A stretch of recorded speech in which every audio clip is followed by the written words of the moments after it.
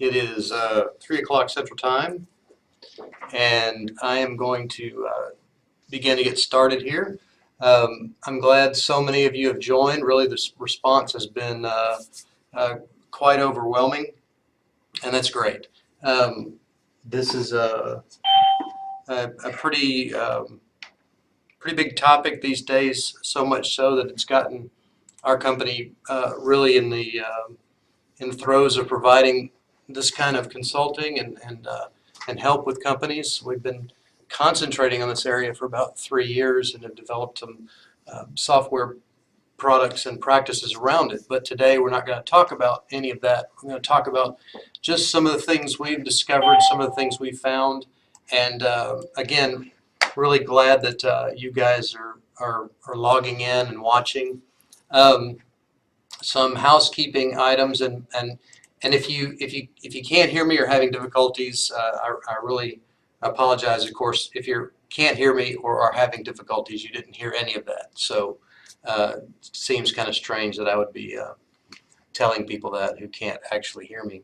But anyway, all of that aside, thanks. I'm going to try to keep this to about 30 minutes, and we'll go on and go ahead and start now. You should be hearing me through the interface. If you can't, you've probably figured it out or not by now. There's two options, one through the phone or one through your computer. You can use either. We will. I'm not going to answer any questions directly during this time because of time restraints. We should be about 30 minutes for this presentation. The link to the webinar and the presentation will be sent out by email to all participants. We're actually recording this right now, the screen you're seeing, so you'll be able to see that and share that, as well as the presentation itself. And if you have any questions, let's reply to the emails that I've sent you instead of trying to do that here. And anything that I think would be good for the entire community to share, we will do that in a follow-up, sort of an FAQ. So what this webinar is not. It is not a sales presentation for Mangan or MSS or ProcessDR, and it is not a discussion of detailed requirements of instrumentation engineering standards that OSHA has adopted and that the ISA community has adopted. We're not going to be talking about those in detail. We're talking strictly about data management techniques, and it's a pretty short topic, and it's also not a very long webinar, so that can be good. What this webinar is, it's a simplified overview of the documentation requirements per one standard, and this can apply to all, be it relief systems or any other standards your company may use internally or may have adopted.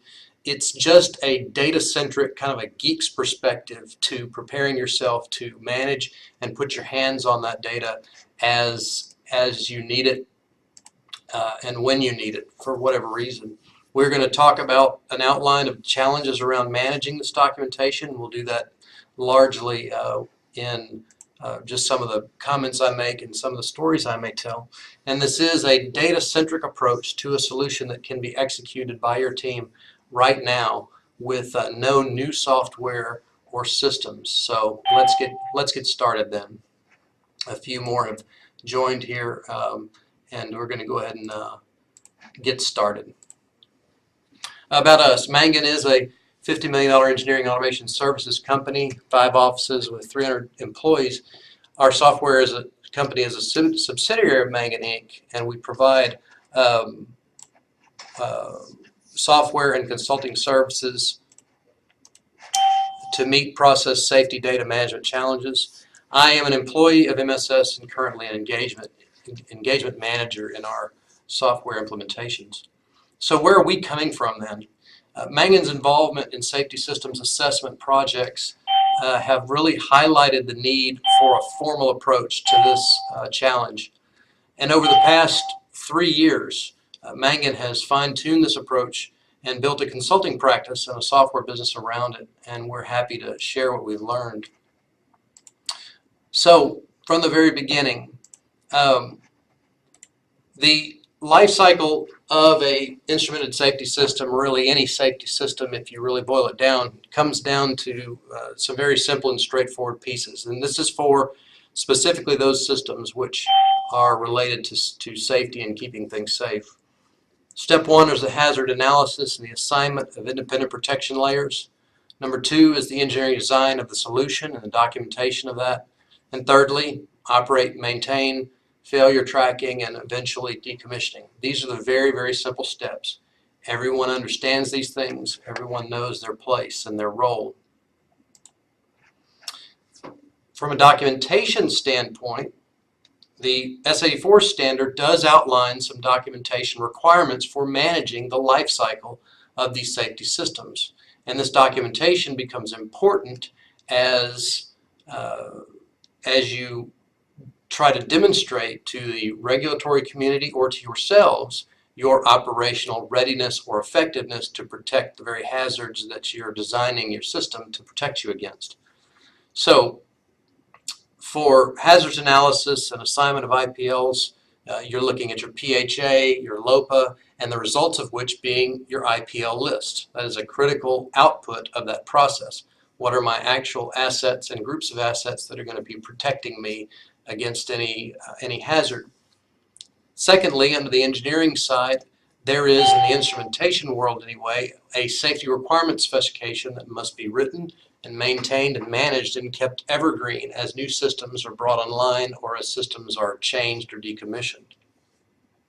And then the last step in operate and maintain, we must show training programs, proof of training, operations, instructions, and proof of those executions, as well as some sort of tracking of our failures and what we did to address those failures and investigate them. So all of those things are very important to keep. Now, what are we finding in reality?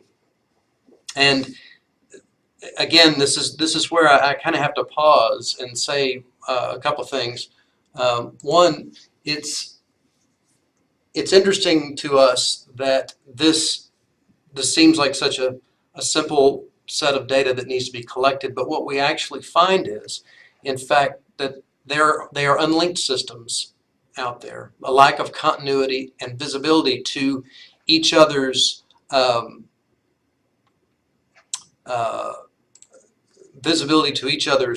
data. I keep getting pop-ups here on the webinar that we've actually reached max capacity, so that's good and bad news. So there is no common thread that hooks all of these pieces together, no centralized verification, and data audits across these islands need to be easier. So instead of finding aggregated data across all these data islands, we're finding that they exist in islands across the enterprise, right? In all kinds of different systems that we maintain. Now, there's not a problem with that inherently if you are a member of that data island. But when it comes to being able to reconcile that we have written engineering specs for all of the items on the IPL list, that we are properly maintaining and testing and running in our maintenance program tests against the proper set of tools, then we can't find those things out very easily. This is what, in fact, we typically find. Data in each silo is typically poorly organized, stored on paper or deep within systems with no key data to aid in linking and searching.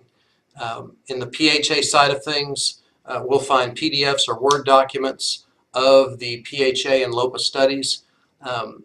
In those studies, we typically will not find any referenced asset tags that may be appropriate when they are initially released because you may not have assets built to actually mitigate hazards. But what we'll talk about soon, it's important to go back and update those to reflect the actual asset IDs, and those things aren't being done.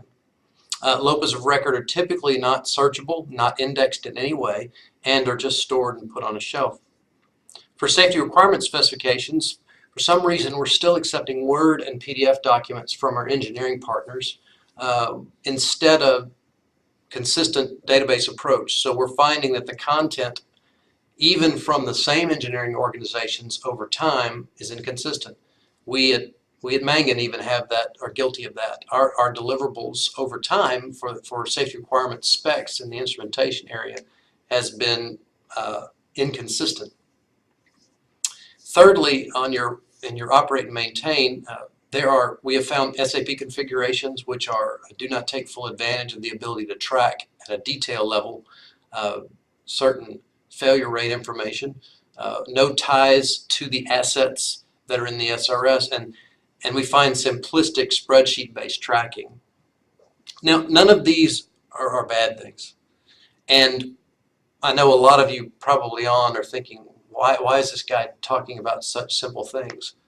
Well, it's interesting in that even though it seems like keeping these data points together and working with the teams to tie all these things together it should have been done, and we have systems that try to organize our data. There has been largely no projects to actually tie things together. So that's what we're going to get into now. We found that a very few simple changes can make all the difference to keeping data on track. And while these changes are simple, they are not easy. Many departments must be bought in and they must work together. And again, these ideas may seem elementary, but based on what we found, very few companies have these practices in place, usually just for lack of time. But in some cases, it's for lack of understanding the importance of being able to tie all these pieces together. So let's talk about these three areas in three chunks. So best practices for the PHA and LOPA side of the house. It's very important that we store our LOPA results in some sort of searchable index so that we can easily relate our assets back to IPLs and cause-consequence pairs. We go through all this trouble to do these LOPA and PHA assessments, and we are not storing that data in an evergreen retrievable format. Step two, regardless of what methodology you use, whatever software you're using, and we've come across your PHA Pros, your PHA Works, spreadsheets, things, all sorts of things we've come across as we've analyzed client data. But regardless of what methodology is being used, companies will rarely go back and update those LOPAs and PHAs to reflect the actual asset tags that are implemented as IPLs. What do I mean by asset tags? You see I have here in this diagram the notion of nodes, deviations, and cause-consequence pairs, or consequence-cause pairs, however you think of it. And then an IPL group that mitigates that hazard. Now that group could be made up of an alarm, RV group, or a safety function, instrumented safety functions loop. That information, those loops or alarms or RV groups, will have asset tags in the field on some PNID somewhere. And the first step, and again, it may sound obvious, but we have yet to see it done natively at facilities. But the very first step is to go back to those LOPAs and PHAs and update those IPLs that were recognized with the actual asset tags in their own column, and also capture the asset type. Now, what does that do for us? Well, getting to an IPL list is now elementary. We can ask our LOPA database, please show me for every unit, for every IPL type, how many assets do I have playing a role of IPL mitigation or hazard mitigation for an alarm? How many alarms are being used in hazard mitigation, for example?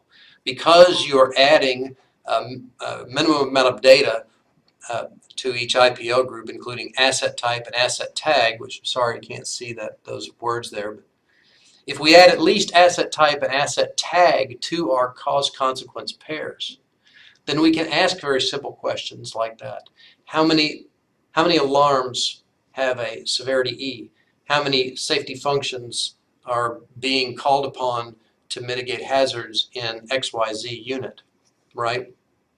We can see what assets are reused and how they're distributed among our risk types and risk groups. And as new LOPAs are released, it's easier to see changes when data is organized hierarchically. And we can track assessments of our LOPAs in the data itself by adding checklists or notes to the IPLs themselves, recommendations and so forth. And all these things get tied back, again, to an actual, countable, touchable asset tag in the field. This sounds simple, again, but we're not seeing companies typically do this. Now, talking about SRS, requirement spec for instrumented systems. Let's talk a little bit about that. What we recommend as a best practice is that companies create a database or spreadsheet for key SRS information, including input processes and output tags, and to do similarly for other IPL types, including voting logic and things like that. Now, we do see increasingly people putting SRS information in Microsoft Access databases or spreadsheets.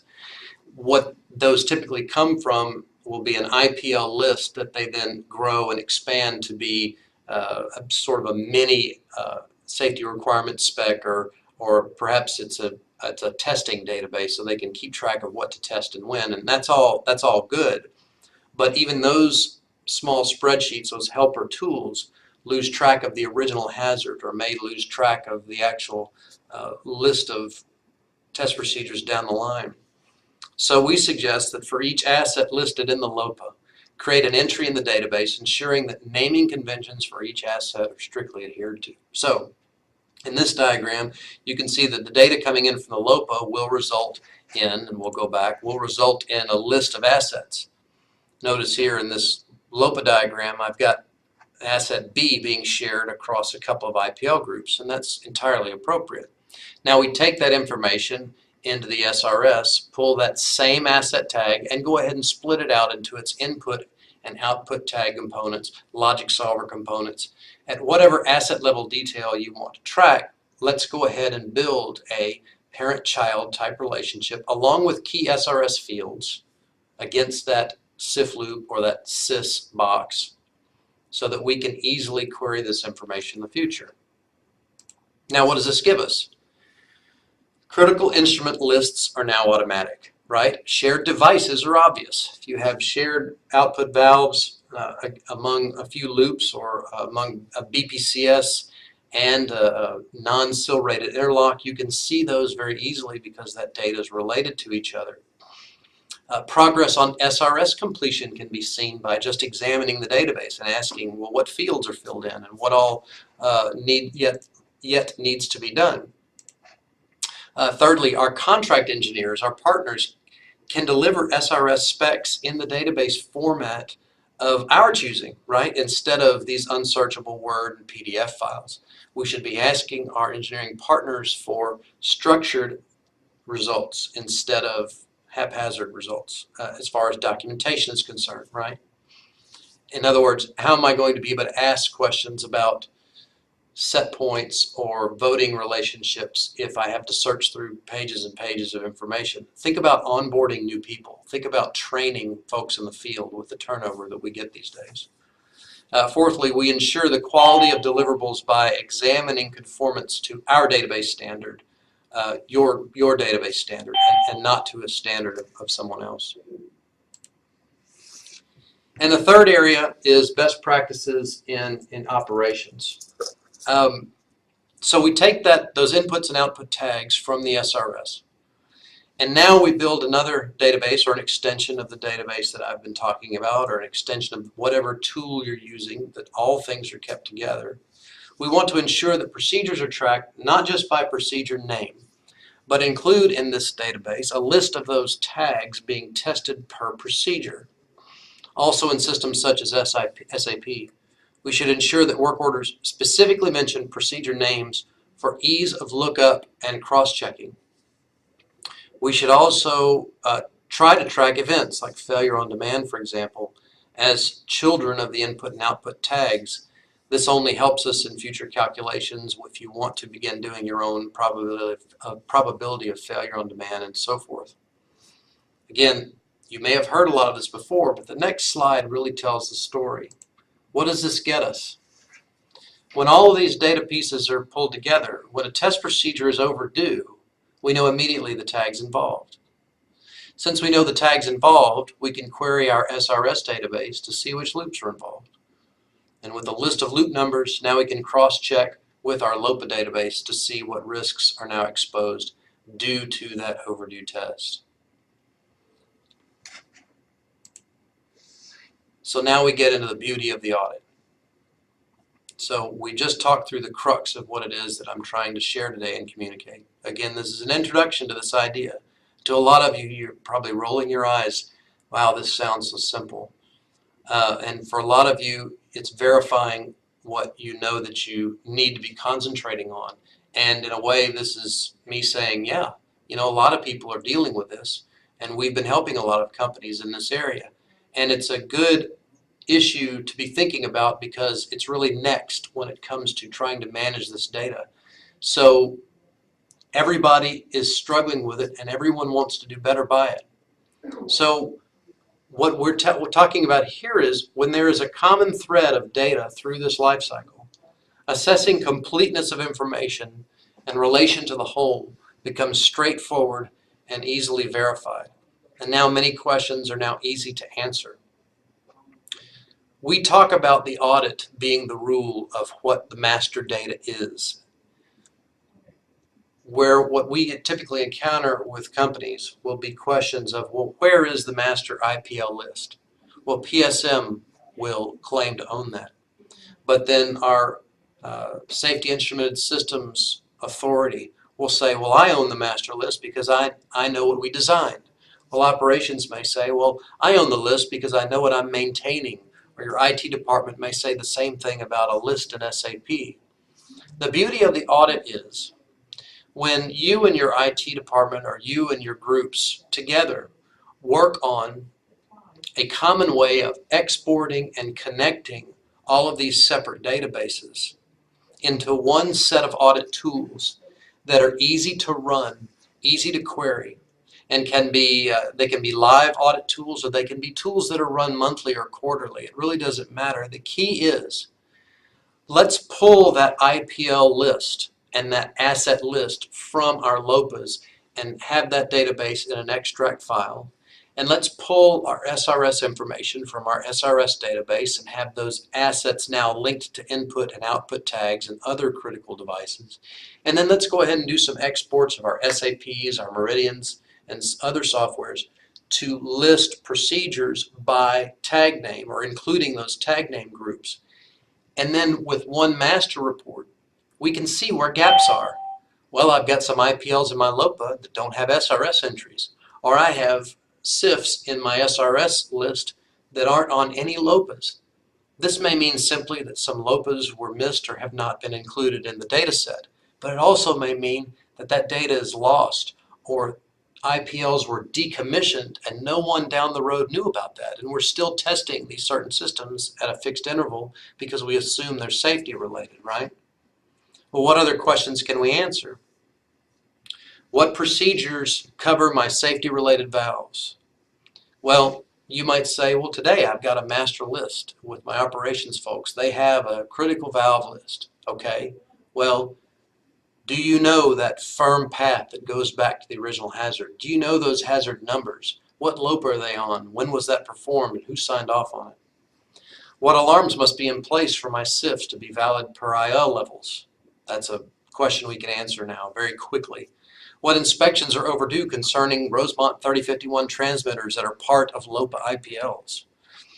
All these questions and more are at hand when data is consistent in a searchable database and properly maintained.